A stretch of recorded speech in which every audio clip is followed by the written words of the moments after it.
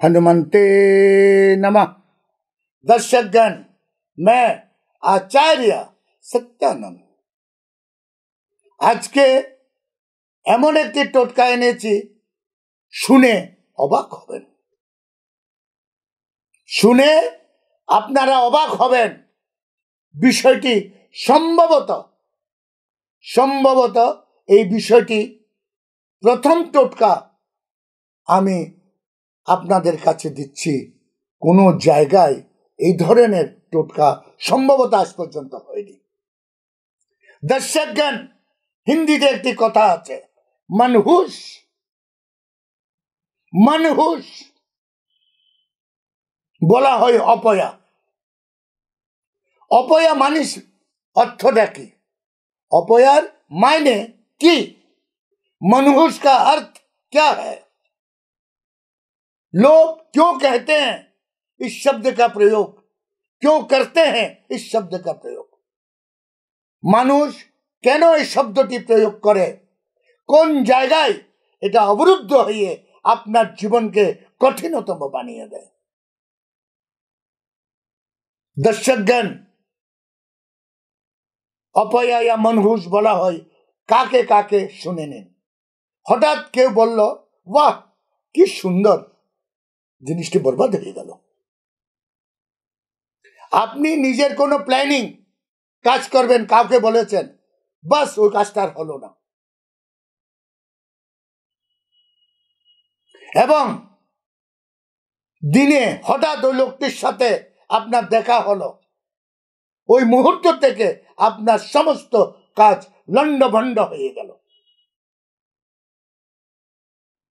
আপনার কাছে সে লোকটি আসলো, কথা বলল, আপনার 12টা বেজে গেল।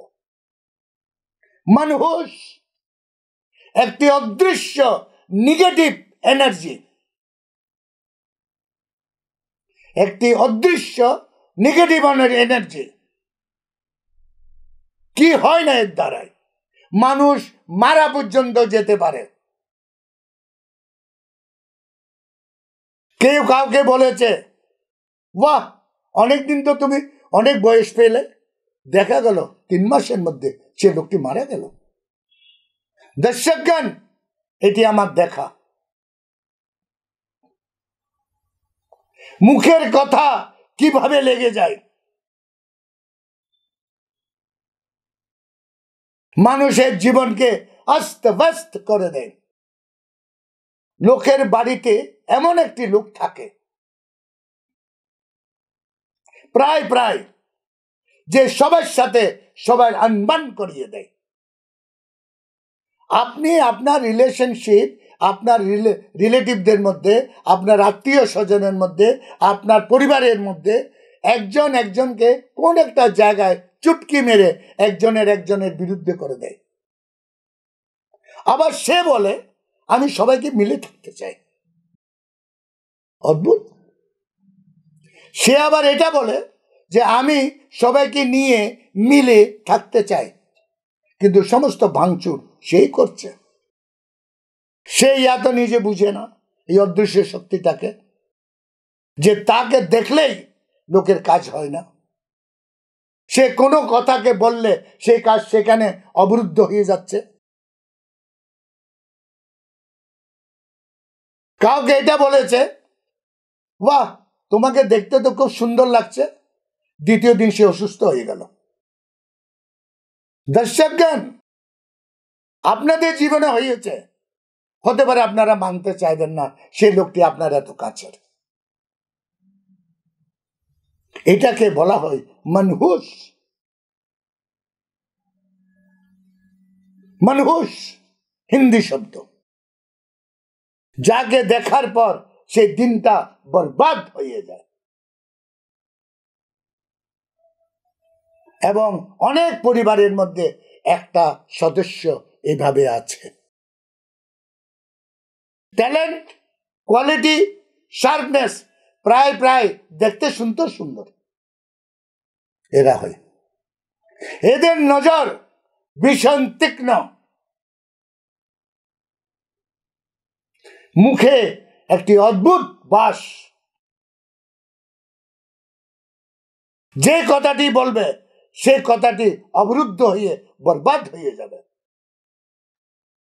দর্শকগণ, এটার থেকে বাঁচার জন্য, এটার থেকে, এই মনহুসপনা ঘটনার থেকে বাঁচবার আজকের এই টোটকা।